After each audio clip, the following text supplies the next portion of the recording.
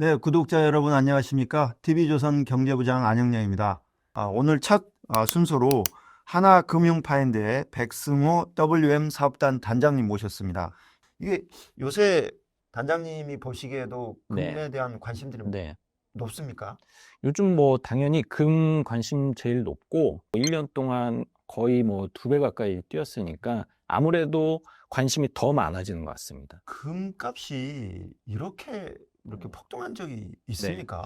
과거에도 뭐 한 두어 차례 사례는 있습니다.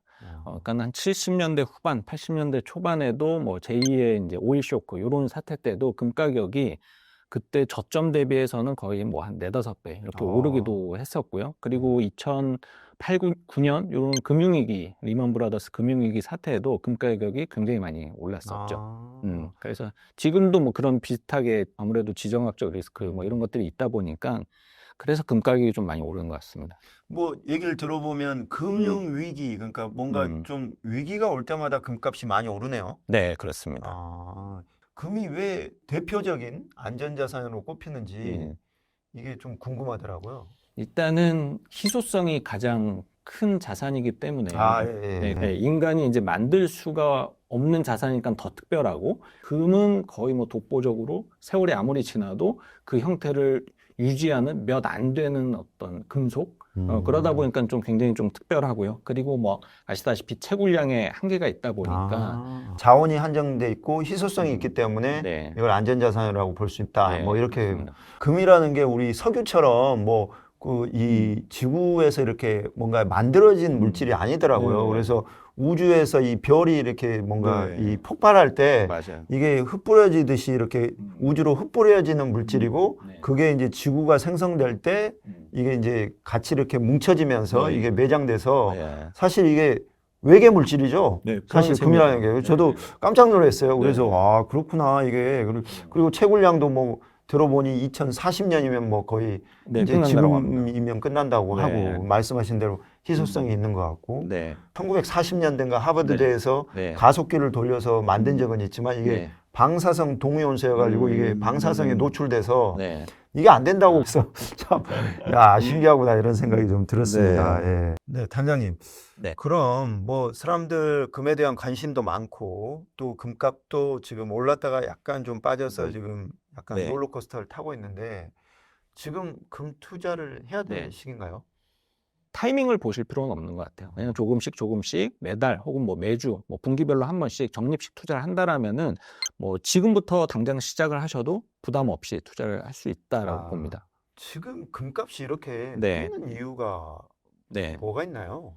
뭐 여러 가지 요소가 음. 있겠지만 일단 기본적으로 금이라는 자산은 뭔가 불안해야 되거든요. 예. 그래서 뭐 아시다시피 올 새해가 바뀌면서 지정학적인 리스크가 좀 더 많아졌죠. 네. 예, 그런 요인들이 있었고 그동안에는 이제 미국의 이제 달러라는 자산이 뭐 완전히 이제 안전자산이라는 인식이 굉장히 강했는데 이게 뭐 아시다시피 뭐 패권 전쟁 이런 거 하면서부터 달러에 대한 신뢰가 이제 조금씩 음. 좀 줄어들기 시작을 했고 예. 그런 요소들이 있는 와중에 또 금리도 어떻게 보면은 이 원자재 수요를 자극할 정도로 계속적으로 하향 안정세로 이제 가고 네. 있다 보니까 그런 원자재 투자 수요도 늘었습니다. 그리고 이제 요즘에 중국에서 네. 금 투자를 엄청 많이 한다라고 아, 하더라고요. 그렇습니까? 네, 그래서 뭐 네. 요즘에 중국의 유행 중에 하나가 그 금 콩알처럼 되어 있어요. 예, 예, 예. 비비탄 예. 총알처럼 그런 것들을 이제 사서 모으는 게 유행이고 실제로 지금 금 소비가 글로벌로 하면은 중국이 거의 한 30~40% 정도? 예, 그 정도. 거의 뭐 이렇게 예. 쓸어 담고 있다 보니까 아무래도 금 가격이 많이 자극이 되고 있고요. 이 네. 트럼프가 일단 집권하면서 네. 진짜 많이 불안해졌죠. 예. 맞습니다. 예. 네. 예측할 수 없어졌죠. 그러니까요. 네. 그러니까 예측할 수 없는 나타나면 네. 금을 사는 게 맞겠네요. 그렇죠. 불안해지는 거죠. 네. 죄송합니다. 제가 이라고 미국 못 갈 것 같아서 요건 수정하겠습니다. 예. 단장님, 네. 최근에 금값이 한참 뛰다가 네. 갑자기 또 급락했다가 지금 네. 약간 롤러코스터를 타고 네. 있잖아요. 그렇죠. 왜 그런 건가요? 금 투자를 모두가 실물금을 투자를 하는 게 아니고 예, 예. 금융자산을 활용을 해서 뭐 선물 옵션을 활용을 해서 이제 예. 레버리지 투자를 많이 하세요. 하락세로 커질 경우에는 전문 용어는 이제 마진콜이거든요. 예, 예. 이제 그로 인해서 이게 가격이 급격히 이제 떨어지게 되는 거죠. 반대 매매로 인해서 강제 청산 이슈가 이번에 좀 컸다라고 분석을 하고 있습니다. 일부에서는 네. 지금 미중 패권 이 경쟁이 네. 너무 치열하고 그래서 이 금이 투자 가치가 네. 있다. 네. 또 이렇게 보는 분들도 계세요. 네. 어떻습니까? 그러니까는 이제 결국에는 불안감이죠. 네. 이 세상이 이렇게 불안할 때 예전에는 미국의 채권 자산이 최고였는데 그게 좀 아닌 것 같고 예. 비트코인을 갔더니 요즘에 이제 비트코인도 굉장히 좀 불확실성이 굉장히 예. 커졌고 결국에는 전통적으로 금밖에 없구나. 그래서 어. 그런 어떤 각인 효과가 더 강해지는 것 같습니다. 예, 그래서 가격은 더 많이, 그러니까 수요가 더 많아질 수밖에 없는 지금 상황이 된 거죠. 흔히 이제 뭐 네, 조폭 세계에서도 네, 그 확실한 넘버원이 있으면은 뭐 네. 조직이 흔들거리지 않는데 그렇죠. 그냥 넘버원과 넘버투가 네, 자기가 넘버원이라고 싸우면 이제 그 네. 밑에 있는 애들은 불안하다 보니까 그렇죠, 야 뭐라도 좀 어떻게 네. 해보자 이러면서 네. 금 투자하는 거네요. 금 투자 네.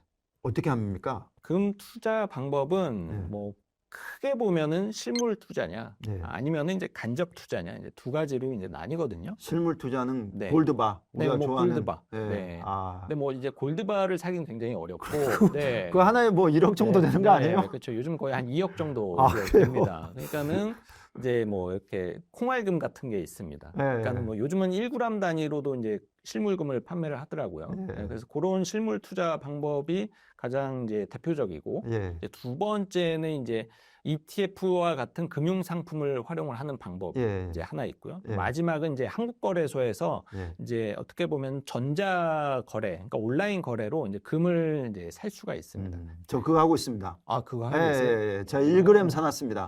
예, 역시. 한번 해보자 그러고 계좌 만들어서 1g 네네. 사놨습니다. 예. 사실 그 방법이 가장 좋습니다. 그렇습니까? 네, 제가 네. 잘했네요. 네, 아주 잘하신 거죠. 제가 사실은 금 네. ETF도 좀 있습니다. 그렇죠. 은행에서 파는 금 통장도 있잖아요. 네, 금통장도 있는데 요즘은 조금 인기가 좀 사그라든 것 같고, 네, 편의성이 아무래도 한국거래소 금거래랑 ETF가 이제 주식 그 시스템에서 거래를 할 수가 있거든요. 사고 팔고 할 수 있다 보니까 아무래도 좀 선호도가 그쪽으로 이제 좀 간 것 같습니다. 그렇군요. 그러면 뭐 이거 한 4가지 되네요. 네, 금 네. 골드바, 네, 그다음에 금통장, 네, 그다음에 금 ETF, 네, 한국거래소 금현물 네. 한 4가지 정도 네. 되네요. 그러면 요것들 뭐 좀 장단점이 있을까요? 첫 번째 이제 실물 투자는 가장 비효율적인 투자기는 합니다. 처음에 이제 실물 투자하신 분들은 아시겠지만 부가치세를 내야 되기 때문에 10%? 네, 부가가치세. 10% 좀 10% 비싸게 사는 거죠. 예. 그리고 금은방마다 거래가 그 금액이 조금씩 이제 다를 수가 그래요? 있고요. 예. 가장 효율은 떨어지는 방법 중에 하나입니다. 하지만 개인적으로는 또 가장 좋아하는 방법으로도 실물 투자를 좀 선호하기는 합니다. 네, 재밌잖아요. 그렇죠. 네. 우리 집에 네, 금두꺼비 한 마리 있다. 네, 내지는 네. 골드바 하나 있다. 네. 보고만 있어도 그냥 그런가요? 네, 행복해지는 거예요. 이렇게 보고 있으면 좋죠. 그래서 이제 가장 좋은 방법이 한국거래소에 현물금을 이제 거래를 하는 거. 예, 1g 단위로 이제 매매를 이제 할 수가 있거든요. 예. 그러면 이제 보관에 대한 위험도 없고 세금도 부가세를 내지 않습니다. 그리고 또 좋은 거는 이제 매매 차익이 발생됐을 때 세금이 없어요.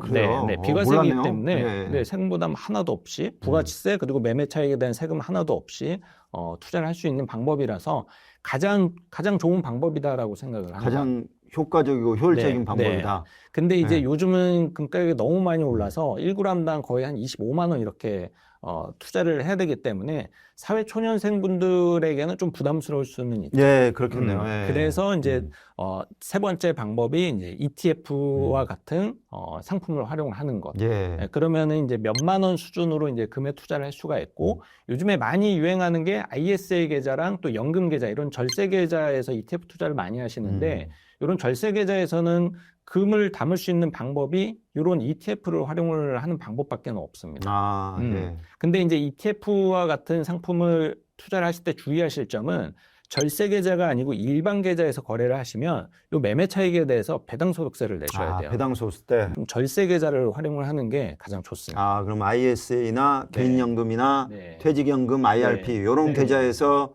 금 ETF 투자하는 게 배당 네. 소득세를 네. 줄일 수 있는 그렇죠. 방법이다. 네, 맞습니다. 예. 금통장은 왜 얘기 안 하세요? 금통장은 장점은 뭔가 이제 적금처럼 좀 부담 없이 이제 투자를 할 수가 있고, 그런데 이제 단점은 이게 또 이제 만기 때마다 또 이자 소득세를 내야 되는데, 이게 ETF는 절세 계좌에 담을 수가 있어서 네. 세금 이제 절세 전략을 세울 수 있지만 금통장 그걸 할 수가 없어요. 그래서 요즘은 조금 투자를 선호하는 방법은 아니다. 그렇군요. 네. 뭐 흔히 이제 금보다 변동성이 너무 커서 네. 은 투자는 상당히 신중해야 된다. 이런 지적들을 많이 하시더라고요. 네, 맞습니다. 그러면 은 투자도 뭐 금 투자 비슷하게 뭐 네. 그런 한 세네 가지 방법이 있을까요? 그 한국거래소만 없고요. 예. ETF를 활용할 수가 있고, 예. 그리고 이제 실물 투자. 예. 근데 이제 은통장은 없습니다. 은통장이 네, 없어요. 은통장은 없습니다. 그래서 그러면 은은 두 가지 정도밖에 없네요. 두 가지 정도로 요약을 할 수가 있습니다. 아. 은에 투자하는 ETF는 또 하나밖에 없습니다. 은 선물. 네, 은선. 예. 네. 금 ETF를 왕창 그냥 사버릴까?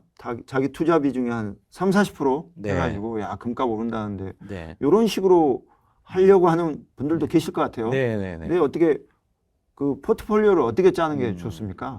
일단은 이 금에 대한 금과 은에 대한 개념 정리를 좀 하실 필요가 있다라고 보는데, 금은 전통적으로 좀 안전자산이었거든요. 근데 요즘은 사람들이 좀 투자자산처럼 생각을 하는 것 같아요. 아무래도 변동성이 굉장히 커졌으니까. 근데 이거는 이제 개인적인 생각인데, 금을 투자자산으로 봤을 때 매력적인가? 그러면은 내가 10년, 20년 투자를 할 수 있다라고 하면은 저는 사실 금 투자하지 않을 것 같습니다. 투자 쪽으로 보기에는 이게 뭐 주식처럼 앞으로도 연평균 10%, 20% 이런 수익률을 낼 수 있는 자산은 저는 아니라고는 생각을 하고 있습니다. 그렇군요. 네. 금 투자 네. 제가 1,000만 원 있다. 네. 그럼 금 투자 비중을 얼마 정도 잡고 네. 가야 될까요? 그러니까 자산 쪽으로 보면은 이런 원자재는 전통적으로 한 10% 내외, 10%. 네, 예. 그 정도로만 두고 보유를 하는 게 좋다라고 생각을 하고 있습니다. 그 레이달리오의 그 네. 올 웨더 전략에도 네. 보면은 네. 금 투자 비중은 한 10% 네. 이렇게 얘기를 하고 네. 뭐 미국 채권이 조금 불안하다 그러면 조금 더 비중을 늘릴 수 있겠다 뭐 이런 식의 뭐 네. 이런 설명들이 있더라고요. 네. 뭐 그런 정도 보면 되겠네요. 네, 네, 맞습니다. 단장님이 말씀하신 것처럼 뭐 금은 투자 네. 이게 소액으로 이 적립식 투자를 할 거면 네. 지금이라도 시작하는 게 좋다. 네. 이런 의미셨잖아요. 네, 네. 오늘 백승호 단장님과 금은 투자에 대해서 알아봤는데 오늘 단장님 하신 말씀 얘기 들어보면 금 투자 지금이라도 늦지 않았다. 왜? 트럼프가 너무 불안하다. 미국 달러 패권이 지금 무너지고 있다. 첫 번째. 두 번째. 전쟁이 너무 많이 난다. 뭐 베네수엘라 사태, 그 다음에 또 이란도 좀 불안하죠. 그 전에도 우크라이나 전쟁도 있었죠. 전쟁이 너무 많이 난다. 요 두 번째. 세 번째, 미국이 금리 인하를 할 거다. 그러면 달러 가치는 떨어지고 반대로 금값은 오를 거다. 이렇게 세 가지로 요약할 수 있을 것 같습니다. 금 투자 ETF로 하시든 선물로 하시든 돈 많은 분은 골드바를 사시든 마음대로 하십시오. 네. 자, 이만 오늘 백승호 단장님 이렇게 자리 네. 와주셔서 감사하고요. 예. 다음에는 ETF로 만나 뵙겠습니다. 네, 감사합니다. 예.